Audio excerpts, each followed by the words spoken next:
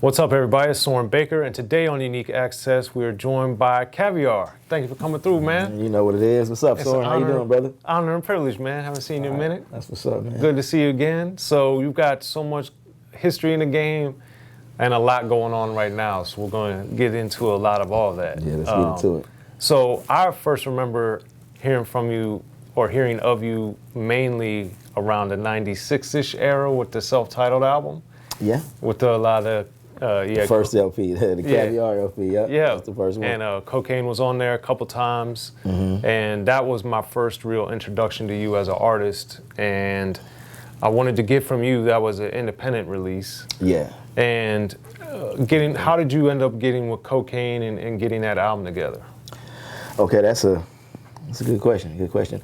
Me and Cocaine, that's like we call each other Wonder Twins. That's my Wonder Twin. But we go back to like '89. You know when Eazy and my partner who got me in the game, DJ Train, we used to go out to this radio station called KSPC in Pomona, and you know, we hooked up. We would go back and forth on the radio, freestyle and kick rhymes, and we would all go back to the studio. So Train was the nucleus pretty much of connecting myself with Hutch and Cocaine and Laylaw, just everybody, like the whole N.W.A crew. So that was it, and me and Cocaine hooked up from there. And we would go to a studio called The Edge.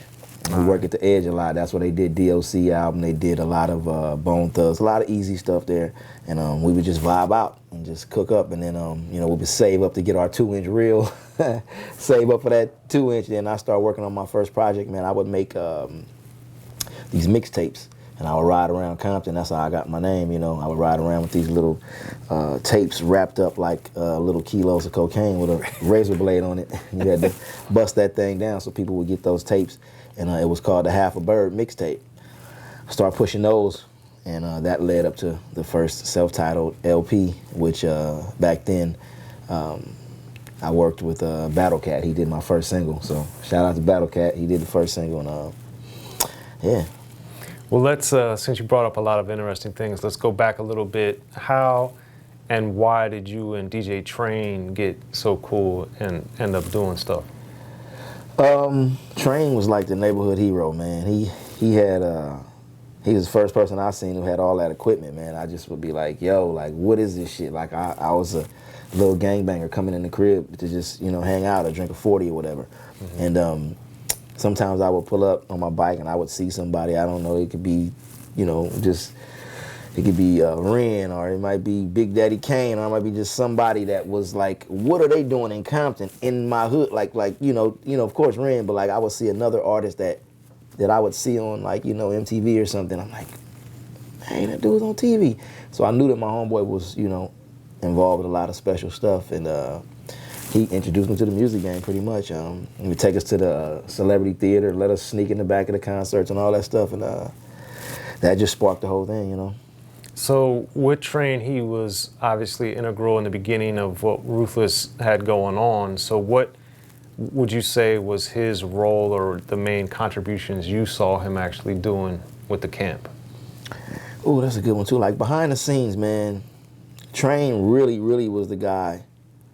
I would give him and Yellow the credit, but Train was the guy who would find the records, you know, for Dre to flip pretty much sometimes, you know, like just don't bite it. A lot of the N.W.A records, Train was in there cutting and would find these little pieces and breaks, and they would all meet back up, you know, and he would share those ideas with people. And then, you know, he wasn't trying to produce, but he would find these little loops or these little, you know, little cuts and breaks, which sparked his brother, which was Toothy, which is, they called him the Night Stalker. So Toothy went on to produce, which I'm sure, I don't know if you know Toothy, but like he went on to produce. He was my first producer, and he produced for MC Ren and for, you know, just a lot of people in the neighborhood. And then he started to blow, and then that just kind of like kicked the door open for all of us, you know. And then what was it about, other than the star power aspect of it, what drew you into the music side of things?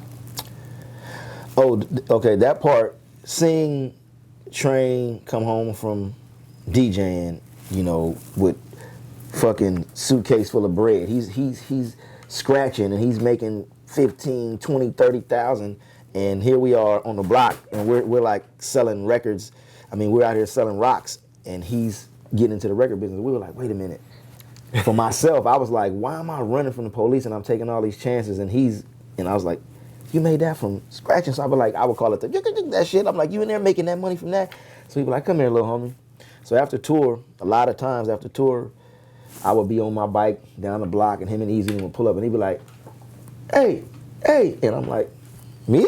And I'm the little dude, so I'm on my bike, I'm scooting down there, and he would pull me in the room, and he would like, every time he got back, he would go invest in his career. He would go buy more records. So we would go to the record store, he'd get in the coupe, get in the Cadillac, and just dip and go to the record store, and he would just invest in records. I'm like, man, why are you getting this? He said, because I gotta find sounds. You gotta always find the next sound, and listen to this, and this is dope. Check this piece out. So and then I start understanding loops, and that's what intrigued me to want to produce later.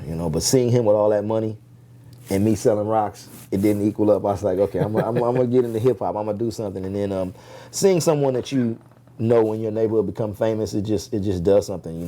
Hopefully, the little kids in Compton now that see Kendrick or see some of these other people, can be like, wow, and inspire them to get off the block. Because I was dead brain at the time. I admit it, I wasn't doing nothing positive, but music saved my life. So yeah, that's a big deal. Yeah. And then with getting into that crew and understanding the significance of what they were doing, was it immediate, other than the financial, seeing the money, did you see the effect it was having in the city, in LA in general, when you would travel around a little bit, or was it something you didn't really appreciate till later? Well, no, I saw it. We had, of course, Mixmaster Spade, we had DJ Var, our Compton heroes. That was like, for us on the West Coast, that was like our cool Herc, so to speak. Like, we didn't really have any figures that were doing music, but until you had, Delonzo and Eazy and then Dre and all these people coming along. Seeing those guys do the things, it wasn't really about money at that point for me, because I knew that I wanted to make money, but I had to learn this shit. I was like, I gotta learn it. I had to learn. So that's the whole schooling in itself.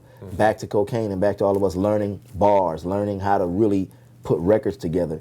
And then at the time, you really had to invest in yourself because you paid for everything. Though too, it wasn't like now with Pro Tools, you could just hop on the track and record me. It's like you had to buy that 2-inch, you had to book the time, so you had to sell a lot of drugs to get the studio time and get the 2-inch. But from there, I'll say that I was more inspired by the learning process, by wanting to learn this thing called hip hop. Like, I seen Houdini, my man Dane, all the people that we would hear riding around in the cars, bumping, and I understood, like, how do you make this place called the studio is how you get that on that tape to play it in the car. It was like this transition of understanding, like, wait a minute, you make the music, then you go and you put it on this tape and you put it in, and so that's what sparked me, just to learn, to keep learning, and going to Audio Achievements a lot with Eazy and the fellas, being that little fly on the wall, and then just continuing to grow, learning the ins and outs. I worked at a label called Lifestyle Records where I met, a lot of people, Dane, Battlecat, a lot of different people, but the ins and outs of the business. So I learned from the production aspect, I learned from the rhyming aspect, and then I learned because I went and worked at a label. I had to work in the radio room, so just all these different things that helped me become who I am now, So with all of that, what did you notice you had the first like real breakthrough in, as far as, was it on the music side, the production side, the artistic side, getting a job? Like, what did you feel like you were having the most success with first? The most success with first, I would say getting my name popping as a MC. That was my goal. Like, a lot of people start with their first love. The job part was just wanting to learn more and the ins and outs of how I can help get my records off once I made them. But to be honest, the production is what helped me. So I got my name off of being an MC, but the production side of it, after I started becoming a producer, is where I started seeing the monetary side of the business. And I said, hey, I can now quit my 9-to-5, or I don't have to sell dope. I can really produce.